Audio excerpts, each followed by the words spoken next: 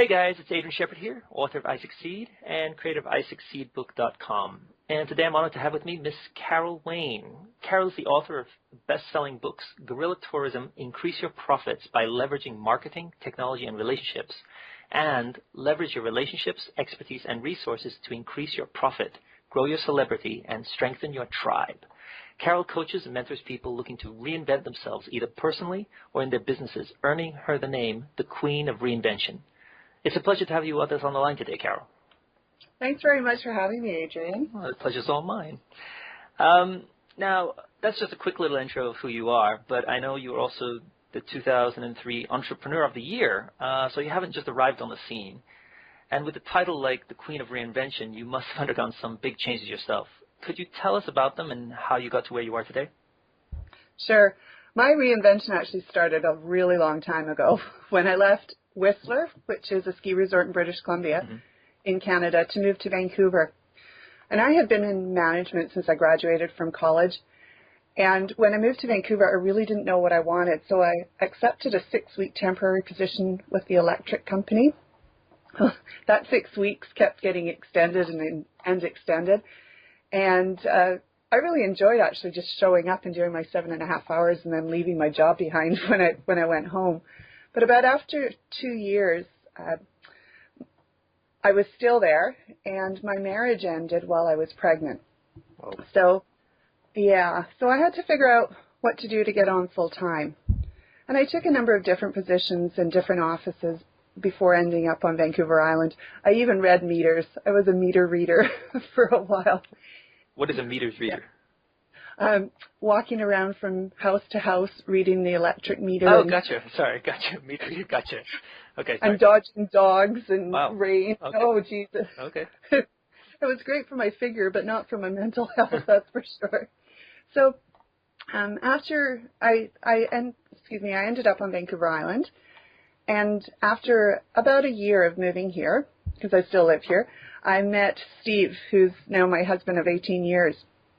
We were together for about 2 years before I got notice that the job that I was in was ending. So we decided to go on a last hurrah vacation, and we went down to Jamaica. We were going to Sandals, and after I booked the trip, I went, "Hey, Steve, we could get married while we're there. It's only $750. Well, poor Steve almost had a heart attack, but as you can see, he accepted because we're still married all these years later. When we got back, because I was in a union shop, I was able to bump into another office, and I bumped into an office about an hour away. And that was the start of my nightmare that prompted my reinvention, because the office that I bumped into had a group of women who were really tight together, and I just bumped out one of them. Yeah, so they really didn't accept me. They were really mad at me for bumping out one of their friends, and they made my life miserable, and I let them make my life miserable. Steve and I also got pregnant right around the time that I started to work there. So between my hormones and their reaction to me, it wasn't very good. But while I was on maternity leave, I told Steve that I wanted to become a travel agent. We had talked about that when we were in Jamaica, and he supported me, and I went to work as an independent consultant for a local travel agency. And about 2 minutes after doing this, I realized that I wasn't going to make any money. But on a call to a supplier where I was getting a quote, they told me a term I'd never heard before, and that term was incentive group. So way back in 1996, this is when this happened, we had a computer and we had a 14.4 modem at the time. Do you remember those 14.4 modems? Yeah, we just upgraded from the one before, which was 7 point something. I can't remember. Oh, wow. Yeah. So I decided that I would research everything I could to find out what this incentive was all about. And I discovered this industry that was like $16 billion a year. And I went, wow. And what I found was that it would marry my passion for travel with my college education, which was in business management and labor relations. So I decided to create my business.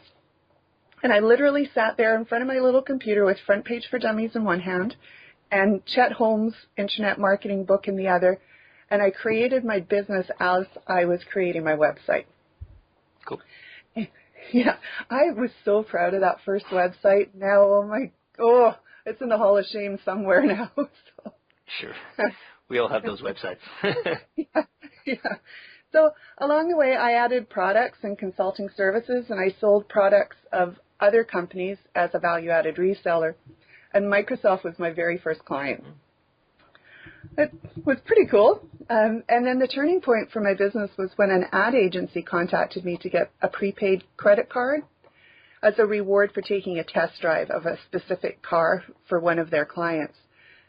And that netted me over $65,000. Wow. And my life forever changed, as you can imagine. Sure. So I was able to pay off the second mortgage and all the credit cards and hire my first employee. And I built up my business according to my lifestyle desire, which was to balance my family and my business. Sure. And in 2004, I won Entrepreneur of the Year. And life was grand. Oh, it was such a good year. We had 4 major vacations that year, and I was making money while I was on vacation. So that was really cool. And then I went into what I now call my delusional phase. And one of the original components of my business plan was to have software to manage incentive programs. Mm-hmm. And so I decided that I had the money, and I really wanted to go forward to create this software. Well, let's cut a very long and painful story short. With 3 different developers over 3 years, it failed 3 times, and I lost an enormous amount of money, which I really would love to have in my bank account right about now. And because I was involved in the software project, I really had taken my eye off the pulse of what was going on with my clients. And in 2008, one of our best clients went bankrupt, and in 2009, the other one did. Ouch. Yeah. So like a triple whammy right there. Oh, it was my perfect storm. And my employees, I didn't want to lay them off, but they quit one by one. And then I had no one left, and I moved back home, and I started my pity party phase. Sure. I was on the couch for quite a while, really not knowing what to do. I mean, that was my baby. It was 13 years. And it was a really sad time for me, and I was really lost. But I knew I had to do something. I just didn't know what it was. And I decided that I may as well go with digital marketing because I saw a future with digital marketing. And it also tied in quite nicely with the customer engagement programs that I was doing with my incentive company. So I learned everything I could about digital marketing in the same way I learned everything that I learned about the incentive industry. And I decided that this was where I was going to hang my hat. Now, once I was on a webinar, and the opportunity to write a book was presented at the end of the webinar. And I'll tell you a little bit about that in a few more minutes. But I decided to jump on the opportunity, and I spent most of 2012 writing this book, which I self-published on 12/12/12 because why not pick that date? It was a good one. I created a marketing campaign for the book, and the book became a bestseller. So this was really cool for me, and it wasn't even on my bucket list to write a book, to tell you the truth, but it was a very good gut instinct that I followed that worked for me. But while I was writing the book, I realized that I had my ideal customer wrong. My business model wasn't going to match my desired lifestyle, and I really wasn't passionate about jumping into that crowded digital marketing market. So I went back to the drawing board, and I met Sohail Khan. I know you know Sohail. Yeah. Great guy. And I took his JV broker training. And then I wrote a second book, and Sohail was one of the co-authors of it, and this was the Leverage book. and I decided that I was going to become the leverage specialist. Except no one knew what a leverage specialist did. And I had a really hard time even saying leverage specialist, let alone explaining it in 5 words or less kind of thing. So I realized this just wasn't going to work for me. And I remember being on a mastermind call, and I was so stuck. Like, I didn't know what to do. Like, it's like, how many more blows can I take? So I was sitting there, and I'll never forget Dave saying to me, Carol, why don't you see in yourself what we see in you? And I sat there with tears streaming down my face. I was so happy we weren't on a video call. And I just bawling. And I went to bed that night and still didn't know what I was going to do. But when I woke up in the morning, I went, what am I good at? What do people say to me when they see me? And who am I attracting right now? And the answer to all 3 questions was about reinvention. And so I went, whoa, reinvention. And I said to myself, does this feel right? And I went, yeah, it does. And then I said, will I have a market for this? And I tested it. And yes, I would. And would this give me the lifestyle that I want? And again, the answer was yes. So that is ultimately how I came to be the Queen of Reinvention, because one day someone just said to me, you know what, you are the Queen of Reinvention. And I went, okay. Okay. So you good? I'll own it.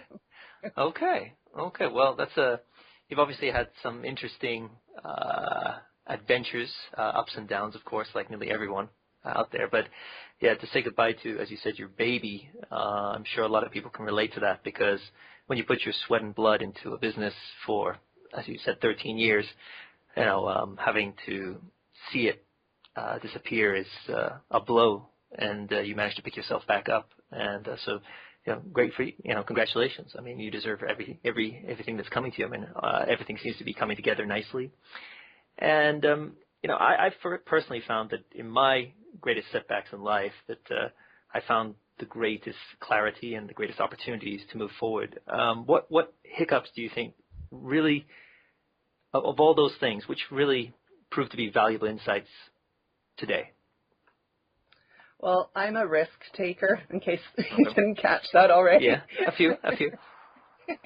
So I've had quite a few hiccups along the way, but the software project was definitely the most expensive and the biggest lesson, because it was hundreds of thousands of dollars of my own money and 3 years of my life, and it tested the patience of my team and my family and burnt me out. So the lessons with the software project were, while it's important not to quit, you may have chosen a wrong path or a project that is just too big for you at this point in your life. Sure. That's a good one. Sometimes you bite off more than you can chew, and you have to sometimes, I believe in perseverance and continuing and not giving up, but there's times where you just have to say, hey, enough is enough. Sometimes it's time, and sometimes it's money, and sometimes it's both. And sometimes, above all, it's sometimes sanity. You have to keep your sanity. You do. So that's a very painful thing, but a lot of people can relate to that, because they make bad decisions with their money that they think is going to turn out really well, but in the end it doesn't quite go as we had liked. Yeah, and I think what happened was I really had to trust my intuition, and that meant that I had to get over my ego. So, yeah, it does get in the way every now and then. Yeah, it does. And I have one other one. Okay. And that was hiring the wrong people. That's a killer. Sure. Yeah. I had a fairly extensive hiring process, starting with the ad, which basically said I only hire the best, and if you're not the best, don't even bother. So my hiring process was a little bit intimidating on purpose, but I still managed to hire some people who were just not a good fit for my business. So, yeah. Yeah, you got to be careful. When you start hiring people, you're adding more cogs to the mechanism, and if they're not the right fit, things aren't going to move quite as well. But Yes. you have to take some chances, sometimes. And sometimes you have to, say, well, you got to cut your losses at times, and you just got to move forward.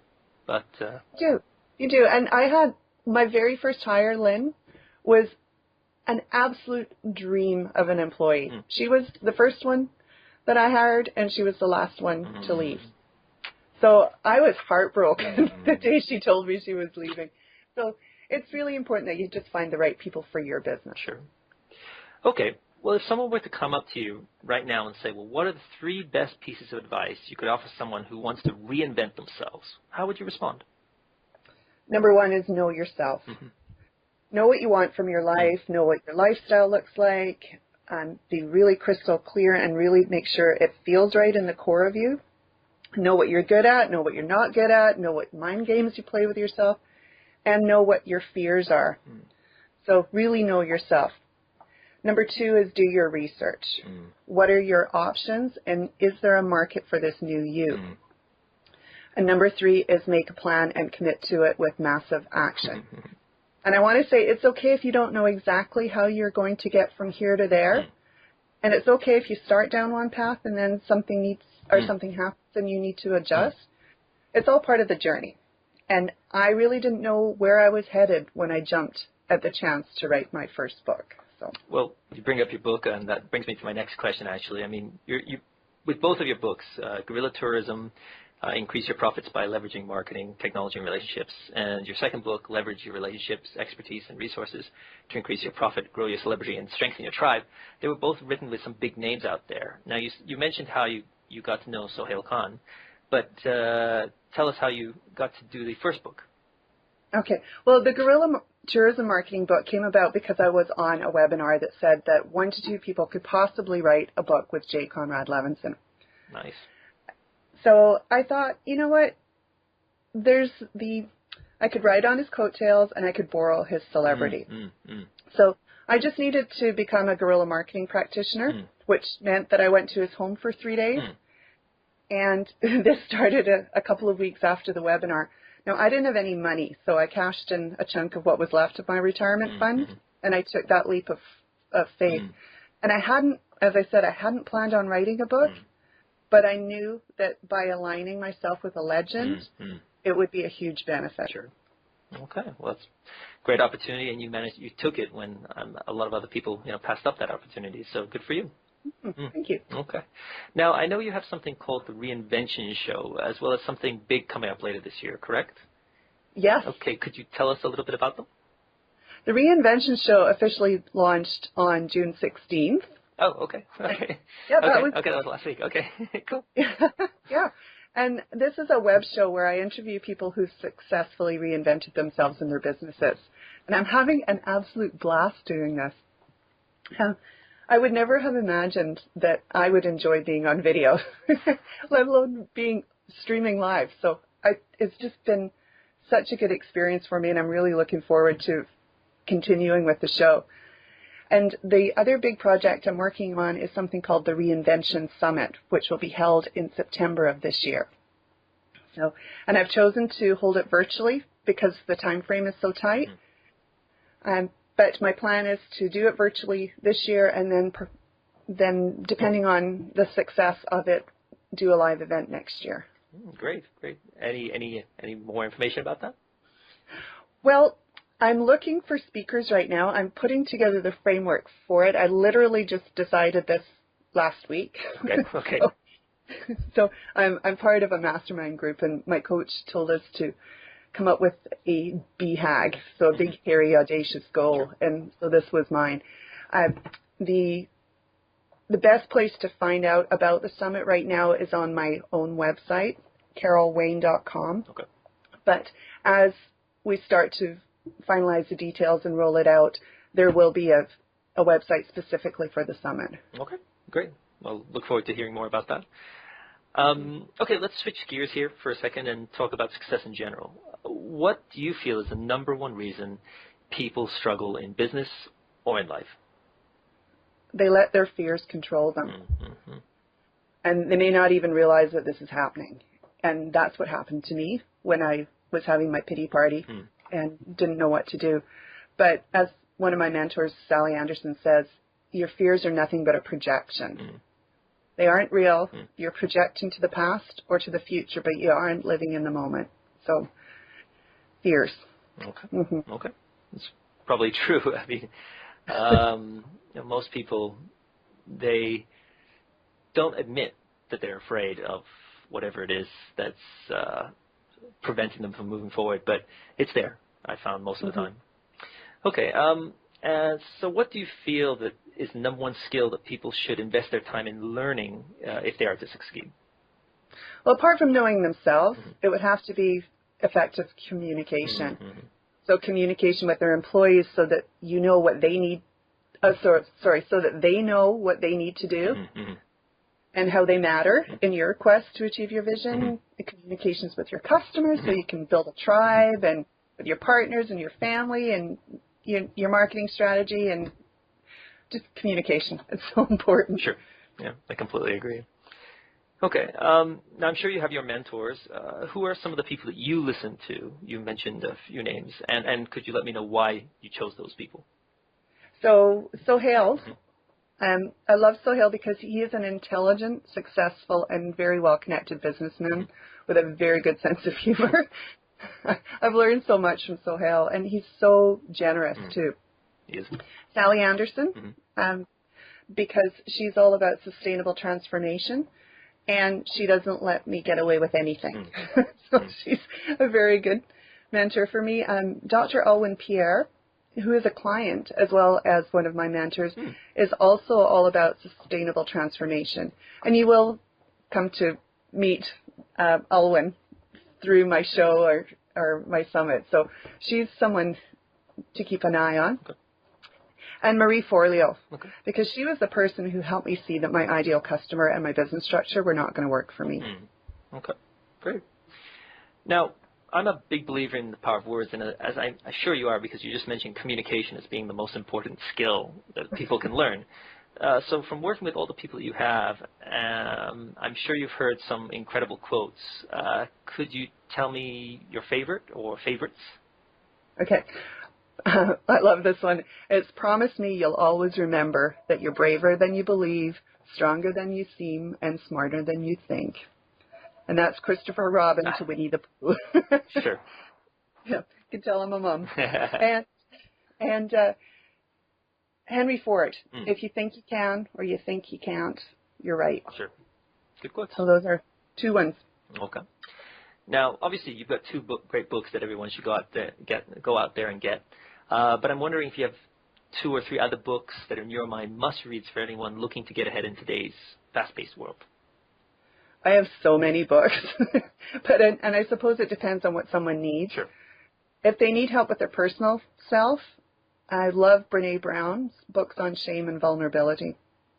I got introduced to Brené Brown by 3 people in the space of 1 week, and I'd never heard of her. If you haven't, she did some TED Talks, and I would look her up. Okay. The 4-Hour Work Week and $100 Startup were great to me to get back on track to figure out the lifestyle. And the Blue Ocean Strategy, because you absolutely have to find your own blue ocean, whether you're reinventing yourself, your business, or your company. Oh, interesting choices. Okay. Yeah, usually most people go with, Think and Grow Rich or Think and Grow Rich or something like that. I mean, the typical, must-reads, but interesting choices. I hope people look into them. Thank you. I haven't read Think and Grow Rich. Oh, my goodness. Wow. I guess that should be on your list, I guess. I mean, just because, it's one that everybody has to read. I'm not sure if it's going to be your favorite or anything like that. I wouldn't say it's one of my favorites, but it's what probably most people claim as being their reason for achieving what they have in their lives. The big speakers out there especially, and entrepreneurs or CEOs and stuff like that. So for whatever reason, I haven't figured it out yet exactly. But I will admit, chapter 2, I think it's chapter 2, it made me cry. So it's a good. All right. Yeah, it's a good chapter. I think it's chapter 2. Okay. Now, I know you're a parent like myself, and you have 2 girls. What advice do you have for parents out there who are raising kids in this information age? I have always been a firm believer in giving my girls the tools they need and letting them figure out their own way. So I teach them how to stick up for themselves. I teach them how to ask questions. I teach them how to do this and that. And then I back away and just let them figure it out on their own. I'm a firm believer in you learn from your mistakes. And and I know my youngest, who's finishing school today, I probably wish that maybe I had not let her learn as many mistakes on her own. But it's going to do her well when she goes off to university. Sure. A lot of parents today make the mistake of trying to protect their kids from everything and not letting their kids experience any pain, and then that's a real eye-opening experience when they go out into the real world and realize that the world isn't quite the way I thought it was supposed to be. Yes, not everyone drops everything for you. Yes, it's rather shocking. Okay, if people would like to find out more about you or your books, what information can you give people? Website, YouTube channel, anything? Okay. My website is carolwain.com, so that's CarolWain.com. And my reinvention show is at thereinventionshow.com. And I'll be posting new courses to a website called professionalreinvention.com. Great. Okay. Any final words today, Carol? Yes. Okay. Life is too short to be unhappy. So instead of settling, reinvent. Sounds like you prepared that one. No, I did. I worked on it for a little while. No, that's a great line. Life is too short, and you don't have to be who you've always been. You can always take the time to become someone you never thought you could be. All it takes is a little time and a little effort, and just get started. And a leap of faith. Yes, of course. A leap of faith. And I believe that was the title of the chapter in Think and Grow Rich that made me cry. Faith, I think, Okay. ironically so. Cool. Okay. Well, it's been a great pleasure talking today, Carol. I hope we can do it again sometime, and I wish you all the success in the world. Thank you very much, Adrian, and thanks for having me today. It's been my pleasure.